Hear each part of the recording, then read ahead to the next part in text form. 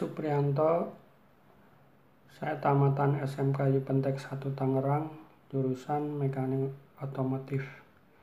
Saat ini saya telah bekerja di PT Cipta Solusindo Indonesia sebagai engineering. Saya telah mengikuti pelatihan Mechanical Electrical Plumbing di PT Mino Karya Sejati. Terima kasih. Kembali kita di pelatihan engineering. Hari ini kita belajar untuk para pemula mengenal bagian-bagian diesel pump ya. Ini kita perhatikan ada modul untuk yang di diesel pump namanya manual crank dan manual crank 1 dan 2. Di sini kita bisa menghidupkan ya teman-teman secara ada dua, bisa melalui dari sini menghidupkan diesel pump, bisa juga dari panel. Ya, kemudian untuk ini namanya dinamo charger ya atau dinamo starter ya. Jadi di situ juga sebagai water separator untuk instalasi bahan bakar ya. Itu yang saya bilang tadi dinamo ya starter. Kemudian di sini kita lihat ada instalasi water cooling ya. Jadi sistem bypassnya ada dan juga ada solenoid valve. Secara otomatis dia akan terintegrated dengan sistem power. Kalau solenoid valve-nya itu ketutup, maka diesel pump tidak akan bisa nyala, tidak bisa akan on. Ya, seperti itu konsepnya. Ya. Jadi ini bypassnya. Kalau misalkan nanti solenoid valve-nya rusak, kita bisa bypass ya. Jadi tidak melalui jalur yang menggunakan solenoid valve. Nah, di dalam diesel pump ini konsepnya sama dengan genset ya.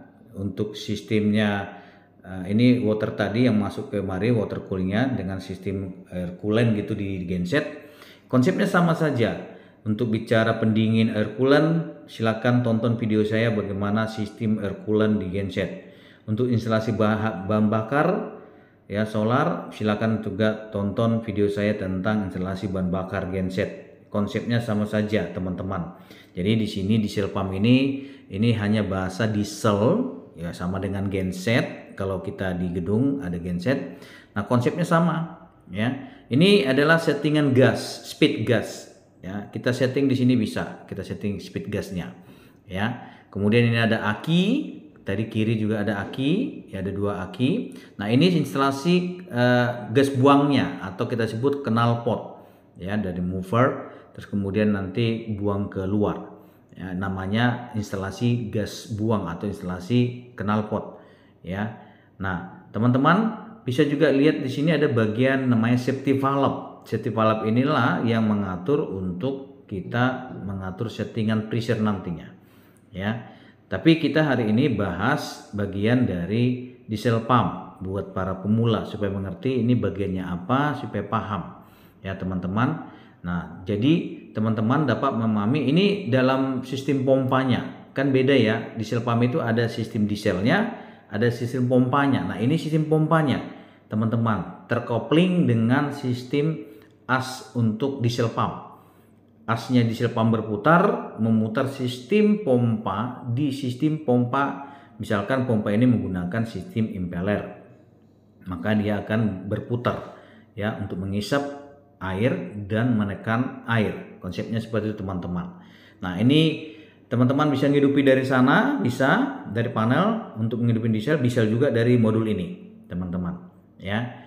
Nah, bagian dari diesel pump, aki perawatannya juga sama seperti perawatan genset, diperhatikan ya supaya teman-teman dapat melihat belajar hampir sama saja konsep genset bagaimana diesel pump pun begitu. Hanya diesel pump ini bekerja berdasarkan pressure switch ya. Pressure switch yang kita setting melalui nanti ada sensing line. Saya sudah jelaskan bagaimana cara setting sensing line secara sederhana bagi pemula. Kalau nanti bagaimana settingannya itu di lapangan langsung. Nanti bersama kita bisa kita setting bersama teman-teman ya. Jadi di diesel pump ini hampir sama konsepnya dengan genset ya. Kita lihat sistem bahan bakarnya. Olinya juga ada ya. Sistem olinya juga ada, pendingin oli, memakai filter oli. Ya, jadi konsepnya sama saja. Sistem bahan bakarnya ada, tangkinya ada. Coba lihat tuh, itu tangkinya. Nah, tangki hariannya itu jalur pipa yang 2 itu yang merah, itu jalur masuk ke dalam sistem diesel pump. Ya, nanti dari pipa besi saluran bahan bakar, nah itu 2 ya, bisa lihat 2. Kita lihat masuk ke diesel pump ke mana, 2 itu ya, kemudian masuk ke dalam.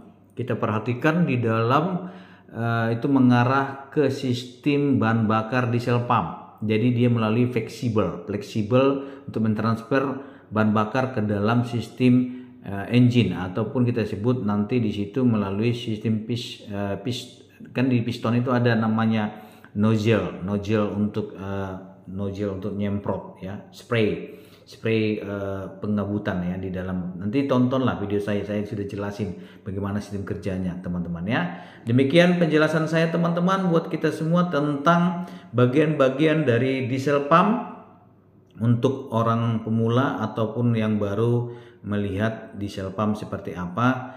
Jadi kita sama-sama bisa melihat, belajar bagian-bagiannya saja.